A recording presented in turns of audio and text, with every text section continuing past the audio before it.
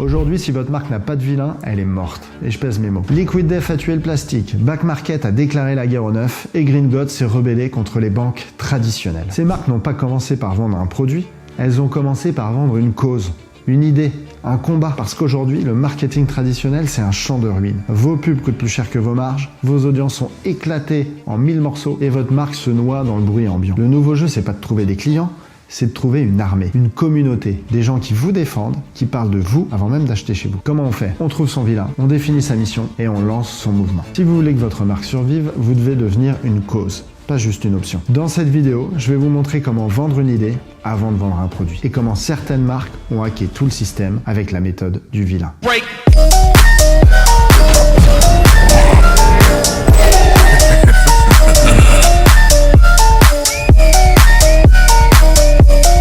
Dans toute bonne histoire, il y a un héros. Et pour que ce héros brille, il lui faut un adversaire, un vilain. En marketing, c'est pareil. Le vilain, c'est l'adversaire que votre marque doit affronter. Ça peut être une mauvaise habitude, une injustice, une norme dépassée, voire même un concurrent. Votre vilain, c'est ce qui donne du relief à votre combat. C'est ce qui rend votre histoire crédible, engageante, nécessaire. Trouver un vilain, c'est le premier pas pour créer un mouvement, pas juste une offre. Et c'est la clé pour fédérer des gens qui pensent comme vous autour de votre marque.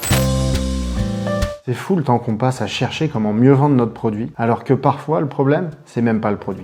Le vrai souci, c'est qu'on n'a rien d'unique à dire sur notre marché. Et si t'as rien d'unique à dire, tu peux avoir le meilleur produit du monde, personne ne t'écoutera. Avec Jeff, on lance Storyframe pour changer ça. On aide les marques à formuler un point de vue polarisant et fédérateur. Un truc qui les rend incontournables, même dans un marché saturé. Pas un storytelling de surface, un vrai narratif stratégique qu'on produit à quatre mains avec toi. Et ensuite, on le transforme dans tous les supports dont tu as besoin pour mieux vendre. Pitch de vente, manifeste de marque, contenu, agent GPT sur mesure. On fait ça en 2 semaines, pas plus, et on prend 3 clients par mois, parce qu'on va très en profondeur avec chacun de nos clients. Si tu as un bon produit mais un message qui claque pas encore, va voir storyframe.fr. Je mets le lien en description. Allez, reprenons. L'erreur systématique qu'on fait en marketing, commencer par marketer son produit. Alors que le vrai rôle du marketing, c'est de marketer un problème. Souvent, votre produit, il résout tellement de cas d'usage différents que vous savez même pas par où commencer pour raconter une histoire qui percute. Le vilain va vous permettre de mettre le doigt sur une cause commune que tout le monde peut rallier. Et c'est ça le sujet quand on parle de développer sa marque comme un média. On ne pousse plus un produit, on pousse une idée. On pousse un cri de ralliement. Et ce cri de ralliement, il va fédérer autour de vous des fans, des nerds, des super consommateurs. Appelez-les comme vous voulez, des gens qui vont porter votre idée, parler de vous, défendre votre marque, même s'ils n'achètent jamais chez vous. C'est comme ça que vous pouvez construire une vraie communauté avant même de construire une base client. Alors, comment trouver cette idée, ce cri de ralliement? C'est là que le travail commence vraiment. Parce que choisir son vilain, ça se fait pas au hasard. Je vais vous montrer comment trouver le bon vilain pour votre marque. Prenons Back Market. Ils ont tout compris. Leur vilain, c'est le neuf. Le neuf, c'est pas juste un produit, c'est un mythe toxique. C'est cette vieille habitude ancrée dans nos têtes qui dit que pour avoir de la qualité, il faut obligatoirement acheter du neuf. Et c'est sur ce vilain qu'ils vont construire leur storytelling. Leur mission, rendre le reconditionné aussi fiable et surtout aussi sexy que le neuf. Parce que la vraie bataille, c'est pas juste de vendre des téléphones recyclés, c'est prouver qu'aujourd'hui, consommer responsable, c'est pas être en mode pauvre ou déclassé, c'est être malin. C'est être en avance. D'ailleurs, j'ai acheté mon téléphone chez Back Market. Et à partir de ce point de vue fort, ils vont créer une vraie proposition de valeur culturelle. Ils vont créer un mouvement, un cri de ralliement. Et ce cri, c'est « Balance ton œuf ». Balance ton œuf, c'est pas juste un slogan.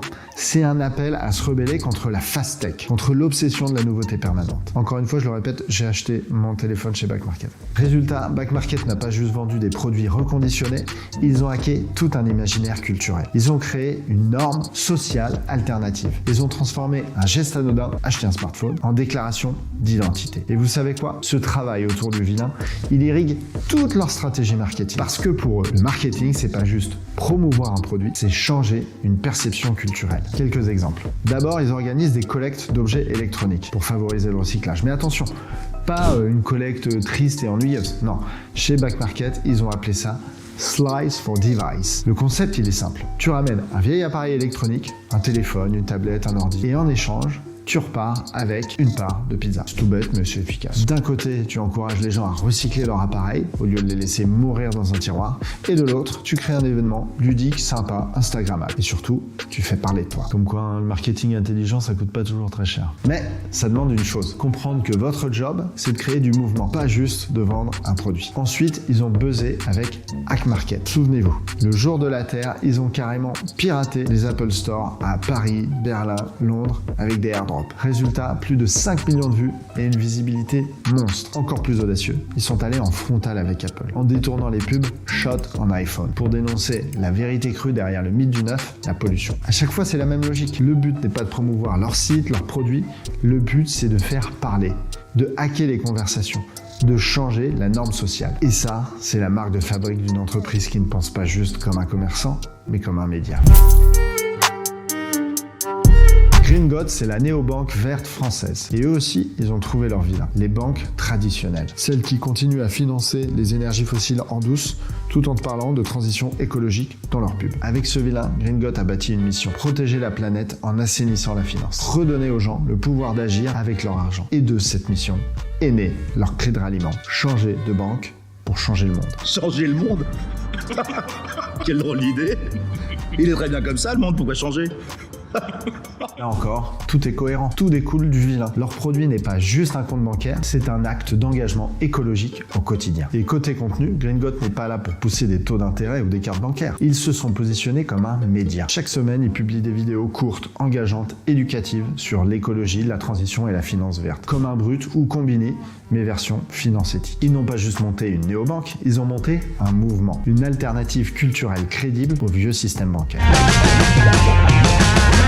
Et maintenant, on change de décor. On part aux États-Unis et on parle d'une marque qui est probablement la plus punk du game, Liquid Death. Si vous ne la connaissez pas encore, je vous préviens, Liquid Death, c'est de l'eau. Ouais, juste de l'eau, mais mise en canette comme si c'était de la bière pour métalleux. Leur promesse, boire de l'eau, mais avoir l'air badass en le faisant. Et pour ça, ils ont suivi exactement le même schéma que les autres.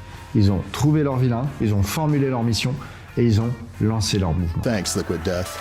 Leur vilain, le plastique à usage unique. Mais pas seulement, c'est aussi l'ennui. L'image plate, fade, bien propre qu'on colle à l'eau minérale. Leur mission, c'est de dire, boire de l'eau peut être cool, stylé, subversif. Et en même temps, on tue le plastique en utilisant des canettes en aluminium, recyclables à l'infini. Leur mouvement, Murder Your Thirst. Death to Plastic. Leur marketing, c'est pas des belles photos de montagnes et d'eau pure, c'est du heavy metal, du gothique, du trash, du second degré. Ils bossent avec Ozzy Osbourne, Steve-O et même Martha Stewart. C'est la papesse du lifestyle américain. Dans une pub, elle découpe des mains pour créer des bougies à l'effigie de la marque. C'est n'importe quoi, c'est génial, perso j'adore. C'est l'anti-marketing des eaux classiques. Et ça marche. Et puis il y a eu cette campagne, Sell Your Soul. Pour recevoir un pack de Liquid Death gratuit, les clients devaient signer un vrai contrat en ligne dans lequel ils vendaient, symboliquement, leur âme à la marque. Résultat, des milliers de gens ont joué le jeu et derrière le fun, ils ont reversé 3 millions de dollars à des actions de dépollution des plages. C'est ça Liquid Death, une marque qui te fait marrer et qui derrière fait le taf mieux que les marques soi-disant responsables. Ils ont pris un produit banal, de l'eau, et ils en ont fait une déclaration culturelle, un symbole d'appartenance, voire un acte de rébellion. Vous voyez le fil rouge? Back Market, Gringot, Liquid Death, ils n'ont pas juste trouvé leur vilain, ils ont construit un mouvement, un média vivant autour d'une idée. Et c'est pour ça qu'ils cartonnent. Pas parce qu'ils ont la meilleure fiche produit, parce qu'ils ont la meilleure histoire.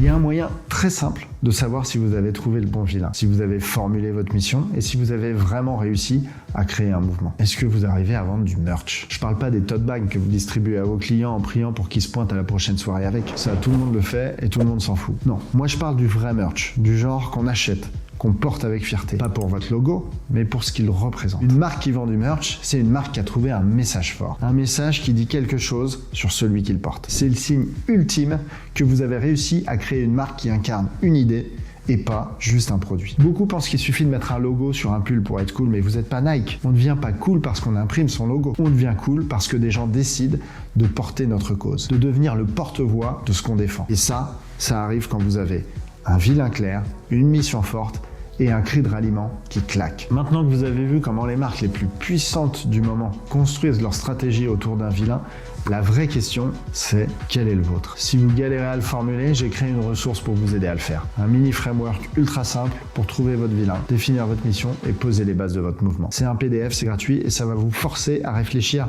autrement sur votre positionnement. Je vous mets le lien juste en dessous. Et si cette vidéo vous a aidé à voir le marketing autrement, likez, commentez, partagez-la à un pote qui a un bon produit, mais peut-être pas encore une bonne histoire. C'est comme ça que ce type de contenu remonte et qu'on continue à parler de stratégie au lieu de parler d'algorithme. Allez, à vous de jouer maintenant. Trouvez votre vilain, fédérez votre armée et surtout, développez votre marque comme un média.